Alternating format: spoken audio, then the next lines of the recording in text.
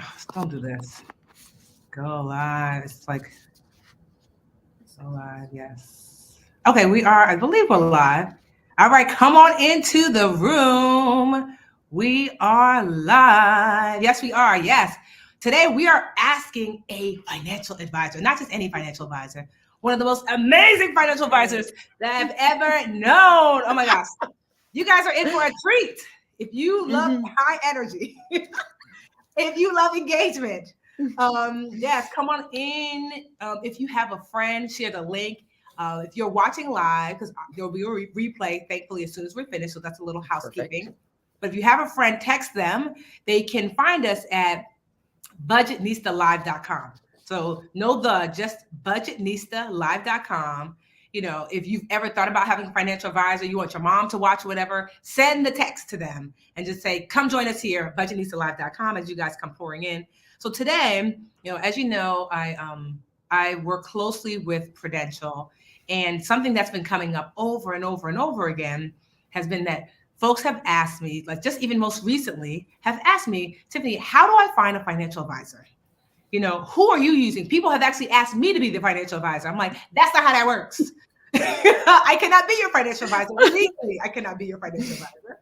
And so they're like, so wait, what is a financial advisor? So I thought, instead of trying to figure it all out myself, let me get my girl, Shirley Ann. So I've known Shirley Ann now. Oh my goodness. I don't even know. A while. I know. Years on years and years. A while.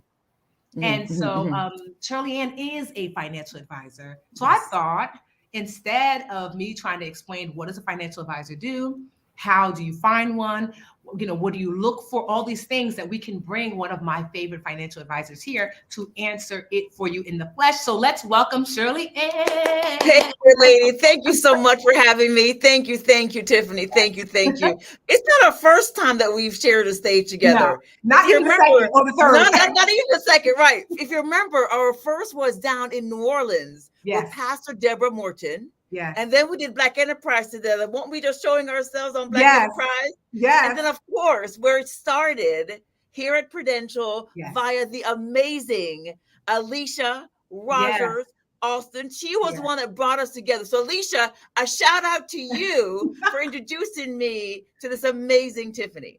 Thank you. But before I go further, Tiffany, I have to pause and say, I am so sorry for your loss. Thank you. I'd be remiss if I didn't acknowledge your Superman, as you so lovingly called him. Yeah. But what I know is, though you warn him physically, he continues to care for you right now, financially, based on all the planning that you guys did. So my heart goes out to you, my sweet.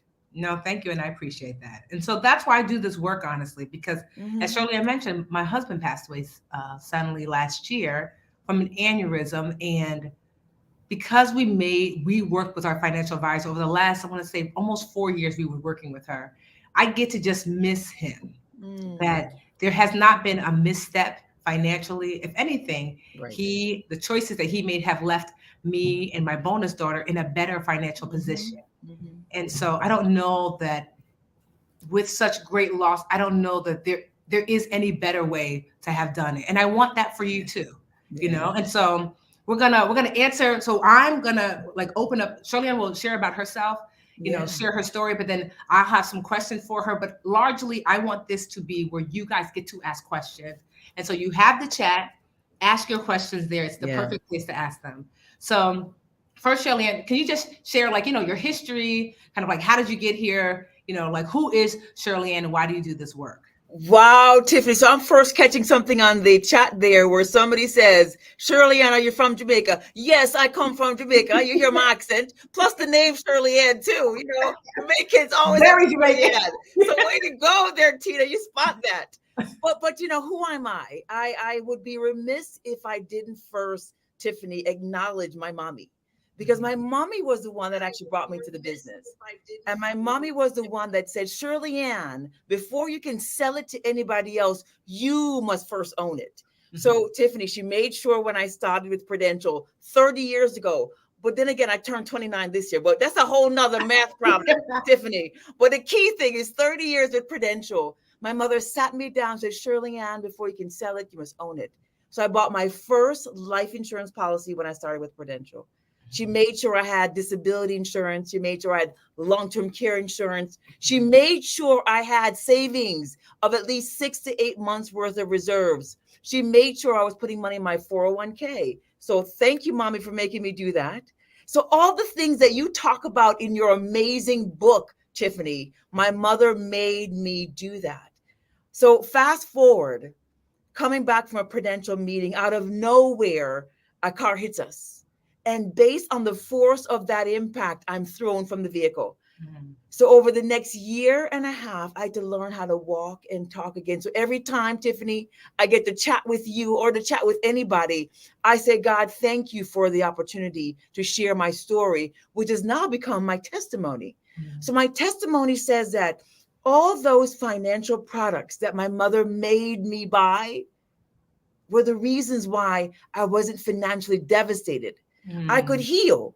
I could stay home and get a disability check because disability covers you for loss of wages. Mm-hmm. Long-term care insurance paid for the nurse to come into my house and care for me. So those two policies were really key.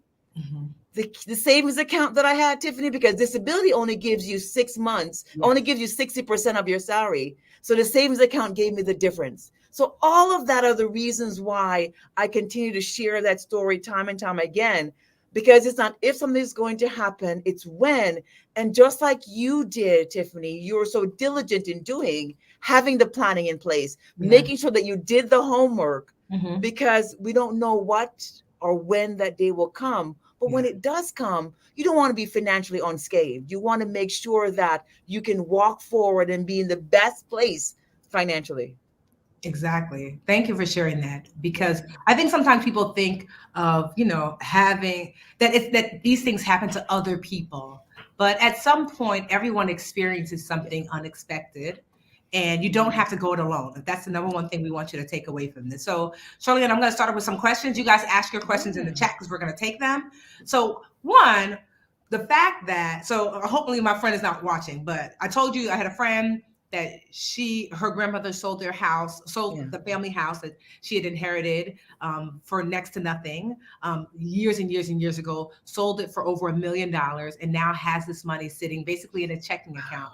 And my friend is like, Tiffany, I trust you. Can you be the financial advisor and help her manage the money? And I said, no. And I could tell that she was frustrated, like, well, you don't want to help my grandmother? I said, no, I am not, I'm not legally, I'm not a financial advisor. And he's like, well, what do you do? And I said, well, I'm a financial educator. I'm here to just present information so that way you can choose, the path that you think it might be right for you. And then kind of like go off into that other person, And so let's explain, like if she's watching now, hey girl, like what exactly makes a financial advisor legally a financial advisor? Sure, it is. Well, let's first kind of step back and look at finding the right person. Okay. I think that sometimes is a hurdle that so many people have to overcome. So I first start up by looking at the conversation of saying, hey, what is it that you need? What's going on in your life? So just like your friend kind of came into some big dollars. So I want to first just find out from her, what is it that concerns you financially? Okay. What's unique about your situation? Because that's really important. Everybody's situation is going to be unique. And then we kind of go through that process, Tiffany, of me sort of saying to them, let's sort of make sure that we can unpack the word empower. Because I want to make sure that I empower each person I get a chance to talk to. So empower starts with looking at, evaluate where you are. So that's the first thing. Evaluate where you are. So in your girlfriend situation, let me evaluate where she is. Let's find out what other financial products she has. Let's find out what is that she wants to do. The M is to make sure that I can totally realize, what are you doing with your money? What's going on with your cash flow? That's really clear for me to understand that. Then the planning piece of it. What do you ultimately want to have happen? Your grandmother, just like you said there, Tiffany, your grandmother left you this money. Let's make sure we honor your grandmother so that your grandmother can realize that she chose the right grandchild to give the money to. And then the O is, what products do you own? So do you have life insurance? Do you have disability insurance? Are you funding a retirement plan? Are you really clear on where you're trying to go with your own finances? And then the W is to give the wisdom. My role is to continue giving that wisdom so that they understand. And that's, again, back to where you started, Tiffany, where the difference between a financial advisor and a financial professional is the financial advisor gives you that clarity of understanding what are you doing with your money. Okay. The E is to educate. I'm always going to be educating, just like what you're doing there, Tiffany, educating. And then the R is review. It is not a set it and forget it. We have to keep reviewing the finances over and over and over from one year to the next, because life changes. She came into this money. I had a situation of an auto accident. Life changes. And so we have to keep reevaluating to make sure that everything is moving forward the way you want it to move forward. So, question, I've heard of there's financial advisors, but then there's CFPs, a certified financial planner. So what is that? Who is that person? So it's sort of that next level of designation. So we all are going to be trying to educate ourselves. 30 years in doing the industry that I've been working in, there's going to be that next level of education for us. And that's, again, sure that we can honor you as a client. So there's just more education that we're always aspiring for, so we can serve our clients intently. Okay. So you're a CFP, a certified financial planner? No. So within Prudential, my 30 years, I would say to you, Tiffany, I feel like I am, but that's another level of education and an actual certification that we go through. So no, I have been with Prudential 30 years and standing solid on giving my clients the right advice that's unique for their situation. Okay. So does a financial advisor have to is there the reason I always just assume I don't call myself a financial advisor because I'm is there You're an educator? Yeah. Is there a certificate or something for financial advisor? It's all about degrees and education and certifications that we go through, because each year we're required to do a certain hours of education. And that's making sure that we stay current to being able to serve our clients. That's really key. And then the other side of it too is compliance. That's the governing body. Right. That's the governing body, Tiffany, to make sure that we are staying true to what we're supposed to do. And then there's these new rules that came out, DOL, due diligence. So we always have to make sure that we're doing what's in the best interests of the client. So at the end of the day, the peace of mind that I try and give clients is there's so much around what's being regulated, how we're being reviewed. And so the accountability is there. We have to make sure that we're doing what's in the best interest of the consumer, because you've heard lots of scams. Yes. And I am so proud to say that Prudential is diligent to make sure that each year we pass our compliance tests. So basically what you're meaning is, that's what I was asking, that there's a reason why I cannot call myself a financial advisor is because I don't have the certification to do. I just want you guys to understand that it's a separate there's a separate level of education and certification. Yes. And that's why financial advisors can call themselves that. So if someone is in the because I see some of the questions. So if someone is looking for a financial advisor, there are different ways, right, that a financial advisor can be paid. So if someone says, okay, what are the different types of ways that if I was going to hire one, that a financial advisor can be paid? Okay, so we can go through the process of just being paid the planning fee. So a planning fee simply means this. You come to us and you say, hey, kind of tell me what I should be doing financially. Okay. We give you a financial roadmap, and usually anywhere between 1% of your income per year is what we charge. Okay. It can be higher, it can be lower. It just depends on how complex your situation is. If we have to do some real granular tax planning as well. So it really ranges from 1% or sometimes even higher. It all depends on the uniqueness of your situation. Okay, that's good. So for some people it's a percentage. Can people pay out of pocket for a financial advisor? Absolutely. Okay. So I view it in this way. Going down, getting the roadmap, the financial roadmap, that's called the financial plan, Tiffany. That's one execution. But now we need to start moving through and actually implementing the suggestions. So it's, so you can have a map in your hands, right? View yourself having a map in your hands that will tell you to drive from here, Illinois, which is where I'm based, to you in New York. So that's really sort of the map. However, if you don't open it and read it and actually execute and start driving, then all you have is just a document in your hand. Okay. I want you now to move forward and start implementing. So the financial roadmap says we need to get some foundation in place. We need to get life insurance in place. We need to get disability insurance in place. Yes. We need to make sure that we're maximizing all the benefits through your employer. So that's now the execution part of it.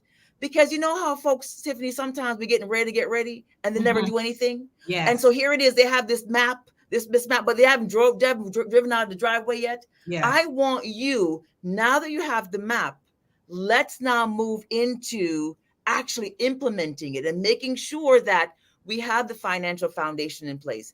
Because what I know is COVID exposed so many financial frailties that people had. They realized, wait a minute, I didn't have enough life insurance, or I didn't have disability insurance, or I didn't have enough savings. That's what COVID did. So that's why I say, yes, as a financial planner, you get the roadmap. That's a financial document. But now we need to execute and we need to implement everything that the financial map says we should be doing. And then each year we tweak it. We make adjustments, we make changes, we keep improving. So that's exactly how I work with because in the beginning, I really struggled to find the right match for a financial advisor. And what happened is, to Shirley Ann's point, I would get a roadmap and then nothing would happen after that. Like whether I didn't move forward with them, I just didn't really get it. And it wasn't until like maybe 3 or 4 years ago, I found a financial advisor that I just was like, okay. And it's exactly what it sounded like. At first, it was just gathering of all the information. Let me see all your paperwork, and she found that I was underinsured. Like I didn't have enough disability insurance. I didn't have enough life insurance. I didn't have enough.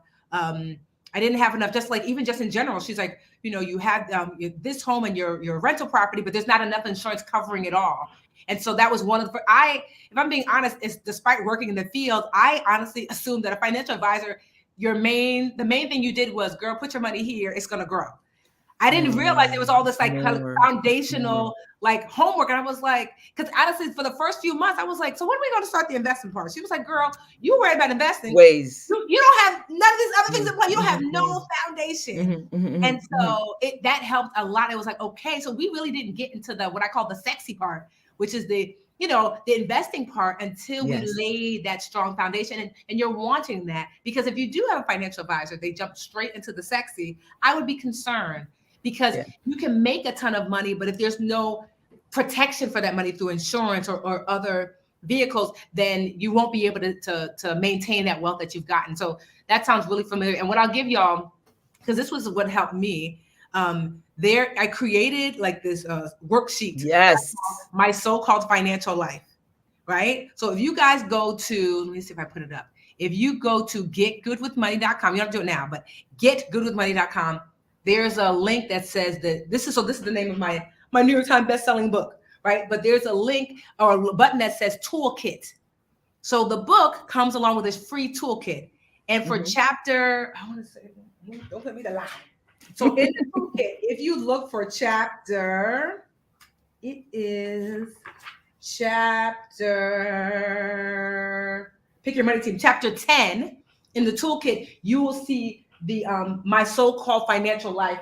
Basically, what I did was, Shirley Ann, is I made like a document where I put everything. This is how much I make. This is what's in this bank account. This is what I have. This, all the things. So when I was interviewing financial advisors, I was able to say, here's my financial life on paper. Can you help me? And it helped me to figure out who was going to be a good match. So that goes into my next question. So if I'm interviewing a financial advisor, right, what should they be asking you? If they're like, I think I want to work with somebody like Shirley Ann, but I don't even know what to ask. Like, what are some questions that, like, so get your pens ready. Yeah. What are some questions that like a person who's interested in a financial advisor should be asking potential financial advisors that they're interviewing? So you hit the nail on the head with that list. But I think the part I want to answer that piece, but I want to go back to what you said there. And I love the way you phrased it, Tiffany, that you are willing to do the homework that we give you to do. So many times I find that everybody just wants to get to the end part, the sexy part, just like you said, but there's a whole lot of homework that you've got to do. So here's some of the questions I will say to you. The part of it is just understanding, how is it that we get paid? That's a fair question. How do we get paid? Is it based on products? Is it based on the fee? And how often can I be able to reach out to you? So if I pay you this fee, can I reach out to you all the time? Or is it just once in a while? And so it's sort of that back and forth. I view it this way, where sometimes people don't know what to ask. So I then sort of go through that conversation with them. And I first say, all right, we're now having this conversation. What is it where you feel you are at financially? And don't keep running away from the conversation. Let's just talk. Let's just talk. Don't feel that we're going to be judging you. That sometimes is what holds people back, Tiffany, from having a conversation with us.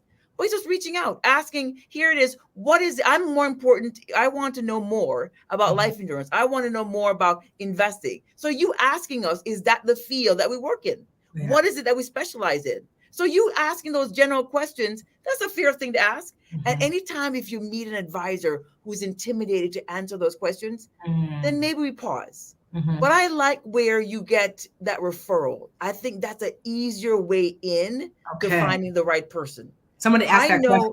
Yeah, a referral. A Yes, referral is much easier. You know, I will say to you that it's like when I'm talking to my clients and I want them to sort of do some initial homework, I say, go check out Tiffany. Check out Tiffany the Budgetnista, because what I know is you're solid in sharing information. So let them go do that first. So find a way just so that we can do some referrals, because that's how you find your doctor. Yeah. That's how you find your dentist, your CPA. So what about asking that question? And this is about the synergy. I know that I'm going to be that advisor that holds you to the fire. Okay. So if you don't want to be held to the fire, if you don't want to do your homework, and I think icing on the cake is, if I give you cold water, you got to realize that I'm giving it to you because I want to make sure that you're going to be taken care of. Okay. But if you're going to get involved in the process, don't go Houdini. What frustrates me, Tiffany, is that you give me the task of assisting you financially, and then you go ghost. Yeah. No, it's a quid pro quo responsibility. I will be there to answer your questions, but you need to be there too to make sure that we're both being accountable to each other. I love that. So we're going to take some questions. Denise Diaz has a great question. She said, so should a financial advisor be in your home state? Like, are there laws in each state that only they would know? Are they certified by state, or can they practice anywhere? Good point. Great question. So of the 50 states, I'm licensed in about 35. And so just like you were saying, Tiffany, is that your advisors in California, you're there in New York. So it doesn't, as long as, yes, there are certain rules that we have to understand based on state, but that's why we get licensed, so we can understand the rules. And part of my team that I create for my clients is I'm the person giving sort of the financial direction. The CPA is giving the tax advice. And then we've got the attorney making sure that we've got the documents in place. So each person knows their uniqueness to help you with your own financial situation. So no, it does not have to be state. Zoom, like what we're doing now, is sort of the new way to connect with people. Okay, so if I'm in New Jersey, but does my financial advisor, even if she lives in California, does she have to be certified in New Jersey, or she does? No. So we need to be licensed. So if I'm talking to a client in New Jersey, I have to be licensed in New Jersey. Okay, so I'm licensed even if you live in California. Okay. Yes. I'm based here in Illinois. If I'm talking to my client in New Jersey, I'm licensed in New Jersey. Okay, got my it. baby brother's in California. I'm licensed in California. My parents are in Florida. I'm licensed in Florida. So that's, again, part of the compliance rules that make sure that we're doing what's in the best interest of the client. So we understand each state's unique requirements. Someone asked before, I didn't catch her name, but it was a good question. I think I get this a lot. Someone said, is there an income minimum for working with a financial advisor? No, I don't want to put that out there. Let's just get that out, because if we hit on that, then nobody's going to come. If people are going to say, well, Shirley Ann, I'm not at six figures yet. Sure. I want you to have the respect about your money. Oops. Yeah. My earpiece has dropped out. I want you to have the respect of your money. Okay. There we go. All right. Can you hear me now? Yes. All right. I need you to have the respect of your money. So you can have $25,000, make $25,000 a year. You can make six figures a year. The key is I need you just to have respect with your money. So many times, and I'll find this, and I'm sure you can agree with this part, Tiffany. Sometimes our folks that make six figures have less respect for their money than folks who make $35,000 a year. If you can't say amen, say ouch. So I don't want you to get to a place where I need Shirley Ann. I'll wait when I get to six figures, then I'll call you. No. Okay. My role is to make sure that we get you to that six figures, but we're going to respect the money that you are making today so that we can keep building for the future. Okay, that's good to know. So some people actually have like straight up like, let's pretend Shirley Ann is my financial advisor question. So we're gonna see if Shirley Ann wants to take on. So someone impact but not imprisoned says, should you leave your 401k after retiring? Like, or after, yeah, so meaning like I would say even not just after retiring, but also too, like, let's just say you're moving jobs. So is it like, you have your job, you're I working love at, that. B corporation, and now you're working at A. Should I leave my 401k there if I retire and or if I move jobs? I love that question. And so I'm going to answer it in two different ways. So Okay. the first part of that is most 401k statements today are on e-documents, right? Okay. And so let's say that you did pass away. Because your family does not know where that money is, that's going to be unclaimed funds. So that's the first source disconnect. Okay. So I have a lot of clients where based on their trajectory, they're moving, they're shakers. They've changed jobs a few times. So what we've done is we have, Tiffany, moved all those monies, those 401ks into one bucket, whether it be a 401k moving into an IRA or moving it into a Roth bucket. Either way is that we moved it, we're consolidating it into one place. I like the consolidation aspect because what that does is we continue to keep an eye on our money. When you have moved your dollars into an IRA, what that does is we're now going to be part of the plan looking at the investments. The market is down right now. Do we want to buy more? Do we want to invest more? Or for my self-employed individuals, maybe you working for a company before, and so now you move that money into an IRA, and because you're self-employed, that now becomes your retirement bucket that you keep contributing to year after year after year. So I want to make sure that it's all in one place, Tiffany. So yes, when you leave employers, move all your monies into one bucket, and then print out a statement so that your family knows where your money is. Yep. It's going to be on eDocs. So print out a statement so they can find it when or if something were to happen to you.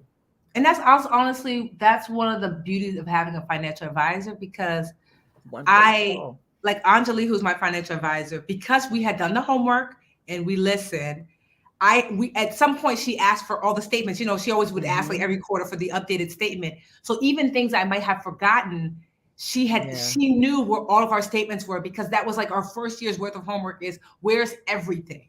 Yes. So she was telling me things like, no, when my husband passed away, you have this policy, you have this, and I was like, oh, that's right, I forgot about this. And that's right, for his daughter, there's this. And so it's like your financial advisor also is this amazing backup. Like, your computer goes down and now you have this backup. So it's like, even if, God forbid, you have a fire in your house and and you don't have access to those statements, having a financial advisor means that someone also is keeping track of those statements. So I used to always tell my husband, I said, if God forbid anything happens to me, just call her.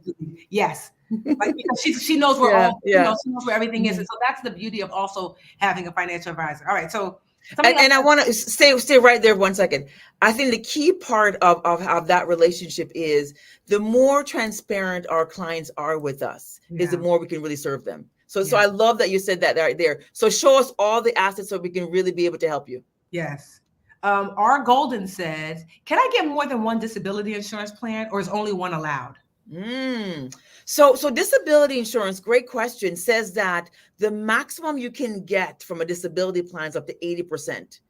And then that's why, again, you've got to have the savings account with the additional 20%. So the savings will be able to give you the full amount of 100% of your pay. But no, one disability plan, but the maximum is going to be 80% of your salary. So if you're making $1,000 a month, the disability plan is going to give you $800. Now your bills are still at 100%. So that's why you've got the savings account to cover you for that shortfall. Okay. And so I just love that someone said, wow, this is so helpful. And so like, this is like, people are loving this. If you think this is really great, send a text to your best friend and to join us at budgetnistalive.com. This is only if you're watching live. If you're not watching live, just tell them to go onto YouTube and they can watch it there. But now I see a question here, Tiffany, that talks about employer plans. So I want to hit on that piece. And I love that she brought it in. Employer plans. My role is to make sure that you exhaust, enroll in everything your employer is going to give you. Make sure you do that. And then once we've done that, whatever we need outside the employer, that's when we're going to do that additional protection, get the additional coverage. That was a great question. Yes, and open enrollment is now. And so that's a huge part where so many of us, I try and help my clients get through their open enrollment packets so that from that meeting, I can then see where they're exposed, and we make sure that we get the additional coverage outside the employer as well. Okay, let's see. You guys have some questions. This is a follow-up. Cheryl says, what if you move jobs to the next job and you didn't take it with you? What should I do? How do I find it? So Cheryl has apparently moved jobs. Yes. How do I find it? Now that's the first to see that's the point of why we just hit on that case there, Tiffany, that when you leave your company, yes, take it with you. So you go back to your employer, your HR person, and ask them where the money is. And I think even to that point, sometimes the current company, like they might change from Fidelity over to John Hancock, whoever it might be. And so that's again another reason why you want to consolidate all your assets into one IRA when you leave the company. Okay. You know what? This is great. You guys are like, okay, so here's a question. Shirley Ann, what's the difference between, because we all hear retirement accounts. What's the difference between a 401k, an IRA, and a Roth IRA? These three accounts are the ones you hear about typically the most. So 401k, Roth, and IRA, like what's the difference between those three things? Mm-hmm. Sure.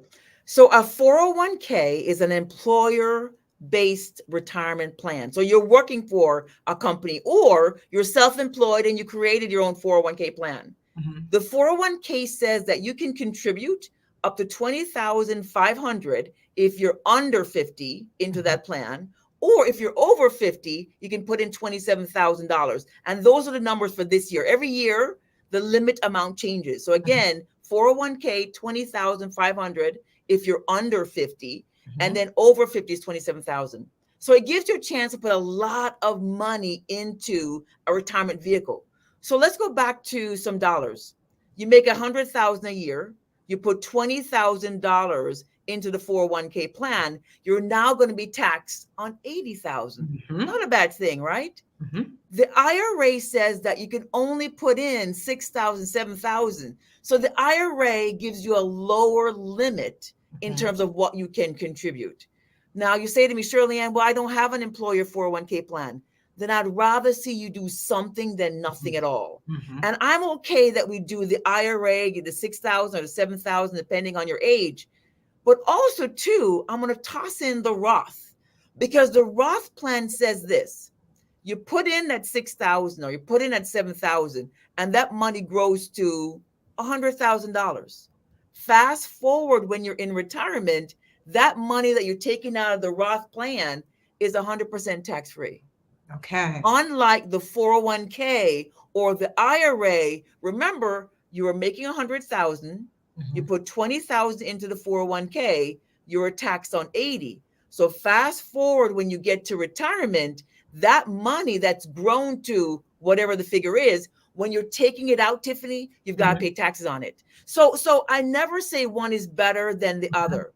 I say, depending on your unique financial situation, that's how we decide. And you can do both. You absolutely can do both. But that's, again, why I say we have to have the conversation of aligning with the accountant, because, I'm looking at one lens, but the accountant will do a deeper dive in your finances. So that's the team approach that I make with all of my clients, that let's make sure that we loop in your accountant, your attorney, so that we can get the right documents, we get the right planning in place. So that's what's so great, is that a really good financial advisor, the fact that Shirley Ann said that is an indication of she is a holistic financial advisor. Because honestly, I'd worked with other financial advisors before, and I think I didn't know what was missing, but that's what it was. They never once asked me about my accountant. They never once asked me about an attorney. But a holistic financial advisor is going to say, okay, I am one person on your money team. And we need to huddle on your behalf. Like, should you do this? Let's see what the accountant says, mixed in with what I think. And then they'll talk back and forth. They'll talk shop. Sometimes a financial advisor might even, because not every financial advisor sells insurance. Sometimes they'll connect you with an insurance agent, or they'll say, do you have one? And then they'll talk shop. And like now, for example, like I have a will and I have a trust. So your financial advisor will also be talking to your attorney, so then they can talk shop. And so it's amazing that like, that like a really good financial advisor is like the centerpiece that connects you to all these other parts of your, like, I have a business. So I have a CFO, a certified, a chief financial officer, like the main money person in my company. Yes. My financial advisor connects with the CFO because they're talking too. So a good financial advisor wants to know, think about it as like your financial advisor. I know what it is. It's like your primary care provider. Ding, ding. Right? So that's your doctor, but your doctor's like, oh, girl, these feet. We need you to send you a podiatrist. I don't do feet. Right. But I know this doesn't look right. We're sending you to the podiatrist, right? Yeah, then they might say like, oh, your heart, a cardiologist. Oh, your brain, a neurologist. So your financial advisor is the primary care provider because Love it. your generalized knowledge can say you need to go here, here, here. And don't worry, you don't have to go alone. I will talk to them alongside you because they're all doctors at the end of the day. So there's certain things that you might not get because there's times when I listen to them talking, I'm like, I don't know what those words mean. What do they mean? Well, we're trying to figure out if you should do this, this, this, or this. And I'm like, so what's the consensus? And so like, it's just a really good, Shirley Ann, someone peeped it. They're like, Jamaica. I'm like, yeah, Shirley Ann is Jamaican. Well, I want to add something. You said it so well. I love the way you started out by calling it the primary care doctor. Yes. I want to add one piece to that. I am so confident in sharing my role with another advisor. And what I mean there is, at this juncture of our lives, you might have already been working with somebody. That's fine. My role now is to add on to what they've already done for you. It's okay that you've got two advisors. Everybody's doing their part to ultimately care for you. That's all right. So don't feel like, well, Shirley Ann, I already have an advisor. That's fine. I will build on. And here's kind of bringing it home to what this month is, which is Life Insurance Awareness Month. Life insurance, where I meet somebody and they already have a life insurance policy in place, Tiffany, my role is to say, are we underinsured? Do we need more insurance? Is it time to move from term insurance over to whole life insurance? Those are kind of all these constant conversations that we're having when we're talking about money, the adulting conversations.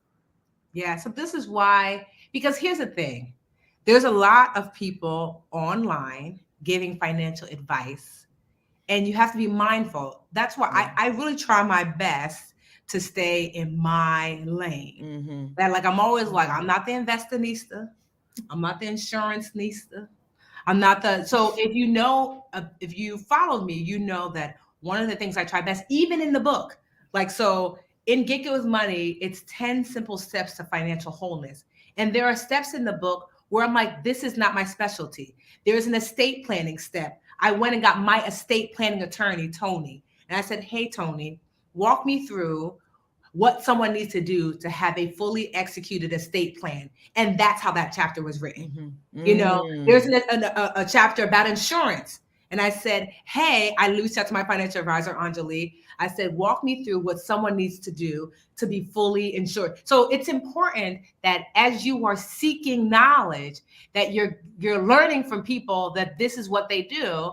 I really try not to make sure, like, for me, my job as a financial educator is not to know all the things, but to bring the knowledge to you. Absolutely. That is my job as a financial educator, is to bring the knowledge to you. So y'all know I love a side-by-side. I'm like, oh, this is the person I use for this.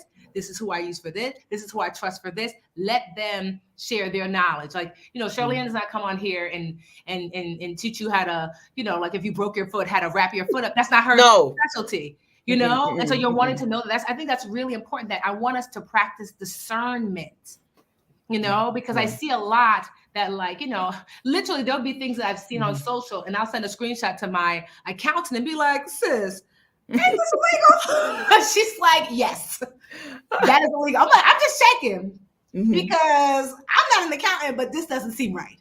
And so you're wanting to be mindful that one, very few people know all things. Honestly, next to no one. So you're wanting instead like a centralized person, and then depending on your life, collecting the other experts around your life. I can't be my own CFO, accountant, financial advisor, insurance agent, estate planning attorney. It's just not possible. Okay. So I just want to make sure, I'm so glad we're having this conversation because it's important, and I'll be the first to know, practice discernment. You shouldn't take what I say for gospel. You shouldn't take what anybody says for gospel. It is important that you are in charge as an adult of your financial journey. And so I'm going to try my best to always connect you with people that I trust, that I have leaned into for my own financial journey. Like I said, when my friend asked me to help his grandma with her $1 million, and that's not the first person that's asked me to help manage their $1 million. I'm like, I don't do that. Here's the thing. I don't even manage my $1 million. I don't. I have a financial advisor. You have a team. Yes, a team, definitely. A team. You know, so just being mindful. Because some of you guys have asked about Shirley Ann. So I'm going to leave her email here below. It's ShirleyAnn .Robertson@Prudential.com. Let me see. And the part I saw too there too. Folks were asking, am I licensed in North Carolina? Yes. South Carolina? Licensed in New York. I'm licensed in New Jersey. Okay. And when you Google my name, you'll see all of my licenses of where I'm licensed throughout the 50 states. But you know, I'm flattered to talk to anybody. Mm-hmm. But again, I love what you said, Tiffany, about doing the homework. Yeah. It is, you know, when I meet with people, I think sometimes, Tiffany, they'll think we're going to give them a pill and voila, they will financially be set. It is not that way. It's like my trainer. You know, my trainer says, Shirley Ann, if you keep eating the chocolate and keep eating this, you will not get the goal that you want. Mm-hmm. But I go see him every week. I make sure that I'm accountable to him. I drink my water. It's that kind of accountability. Yes. And so that's why I say, when you're working with somebody, you've got to do the homework. You've got to make sure that you're on point with things. Yeah. And so I think, and so let's just take like another question or two, because I feel bad when I hear people say, I'm 65, I'm 50. I haven't set aside for retirement. I don't have life insurance. Is it just too late?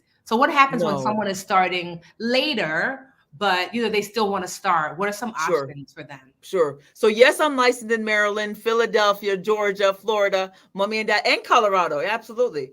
So so that becomes sometimes a depressing feeling, Tiffany, where I meet people and they say, Shirley Ann, like I saw here somebody say, if I'd known you 30 years ago, where were you at? Mm-hmm. I don't want to give you that feeling of it's too late.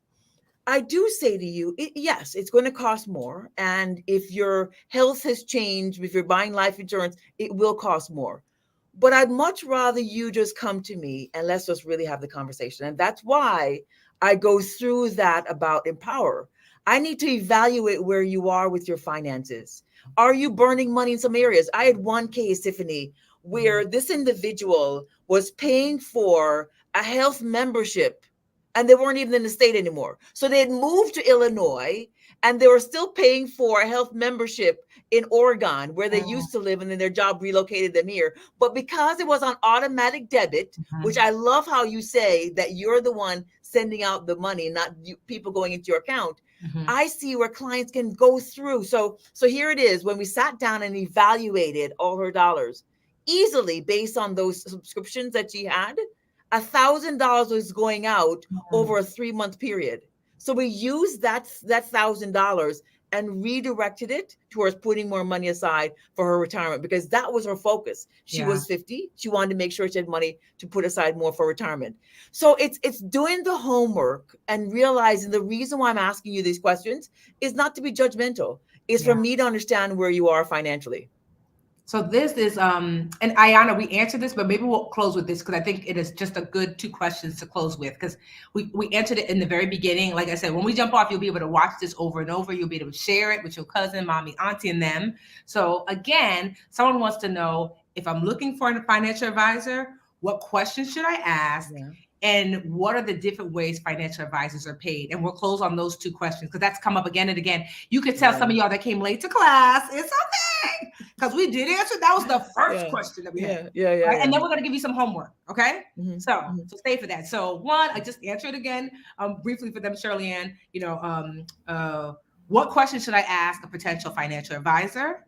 Maybe like you had said before, how do I find one? What questions should I ask? What are the different ways they get paid? Those 3. Yes. So how do I find one? I love the word referral. I love the fact that you reach out to your close friends that you see is that they're on point with their money. Maybe that needs to be the disclaimer right there, Tiffany, that they are on point with their money and they're speaking well about their financial advisor or their financial interaction. So ask the referral. Then the questions you're going to ask is, okay, what can I expect from you as my advisor? And also 2, be ready to explain what you're going to give as the client to the financial advisor. Are you going to do your homework? That's really key. And I think the last thing that you're asking me there, Tiffany, is different the ways last that piece. different ways that for payment for They get financial. paid. Yeah. So that's a fair question to ask up front. And we can go through the conversation of saying, are we just going to get paid based on the financial plan, or are we also going to get paid based on the products that we implement? So really, those are the key pieces that we have the conversation. But I say, if you hear nothing else that Tiffany and I have said to you today, referral, referral, referral. Find out who your friends are working with, if they had a good relationship. And then when you talk to them, that discernment, do you feel good about the conversation? And are you willing to do the work? Yes. And so Focus on how you feel. I know some of you are asking like how much they cost. So there's just such a wide range. So, to Shirley Ann's point, sometimes it's just it's like an out-of-pocket fee. Yes. Depending on what you're doing and I've seen such a huge range. And then sometimes, it's based upon a percentage of assets, so you're gonna, as you work with a financial advisor, you will have to decide what's the best way for you to work with them. Just so you understand that, like I've done both. I've done percentage of assets invested, meaning like a certain amount of money put up and they take percentage. And I've also done out of pocket, like here you go, and so there is there's a range. So there's no way to say, because for example, depending on how much assets you have will depend how much fee. So it's not like I can say it's from 100 to 10,000. There are people who paying $100,000 a year for a financial advisor. Yeah. And also too, what we're going to be doing for you. What is it? How involved do you need us in your life? That's also another part of it. But it all comes down to, when you Google me, you'll see what states I'm licensed in. So Google my name, Shirley Ann Robertson, and then I'll have the pleasure of talking with you. And based on us meeting here, as Tiffany allowed me to come on tonight, you have me for one conversation, Tiffany. Okay. Oh, that's your homework. Exactly. 30-minute conversation with Shirley Ann. So reach out. You should have said that, Shirley Ann, because you don't know my people. They like to take advantage. So you heard it from Shirley Ann. I didn't know she was going to say that, which is awesome. That you can have a 30. Some of you have very specialized questions, honestly, that we can't answer here. So if you're wanting to be like, okay, I have additional questions, and then they can be more personalized based upon where you live, what your needs are. You can go to email Shirley Ann at shirleyann.robertson@Prudential. Take the screenshot of the screen. If you're watching, take the screenshot. She said, I know. Rochelle, she said she don't know how dream builders do. I know. Shirley Ann, she done. Anika like, listen. I'm like, all right, girl. It's like 700 people watching. Shirley Ann don't know. I'm like, okay. Don't worry. Look at Amanda. So, okay. So if they slow down, if I don't respond right away. If Shirley Ann don't get back to you right away, that's not my fault. She doesn't understand who she done told this to. Because you're about to be taking screenshots and sharing with your cousins that wasn't even here. Oh, snap. No, but honestly, just be patient, because y'all already know how y'all do. So that's really great. That is our gift to you. Yeah. Well, Shirley Ann's gift to you, because I was like, Chad, that's what we're doing. So Shirley Ann, like I said, take a screenshot. I put her email up here. This was a really great conversation. And I like to bring on a wide range of financial experts that this is what they do. Shirley Ann has been doing this for 30 years. I've known her for at least 8, of those 30 years. And so I specifically asked Prudential when they were like, I want, this is something you guys have been asking me for a lot lately, like financial advisor. So I told Prudential, like, I want to ask a financial advisor. And I specifically asked for Shirley Ann because, I knew y'all need some life. Because there are people who know, but they don't have no life in them. You know what I'm saying? So yes. And so hopefully this is really helpful. As soon as we jump off, it becomes a recording that you can literally just go to YouTube. If you go to the Budgetnista channel on YouTube, you'll see it. So that's what's so great about it. So you can watch it again and again. This has been great. Thank you so much, Shirley Ann. We really appreciate it. Can we give her just a nice dream catcher? Thank you. Thank you. Look, and dream catcher, do not act up. Now we are so blessed. It's like, yes, don't act up. Oh yeah. Absolutely. Yes. Absolutely. This has been wonderful. But Tiffany, thank you so much for your continued friendship, lady. And you keep knocking it out of the park because you are doing it. And your awesome folks here are saying exactly that. So thank you, Tiffany, for all that you're doing. No, you're welcome. This has always been just a privilege and a pleasure to serve. So we got to give our kudos again. Give kudos again to Alicia Rogers, Austin, because you brought us together. Yes. Yes. Be good and be respectful, y'all. Don't make me not bring guests up here no more. All right, bye, y'all. Take care.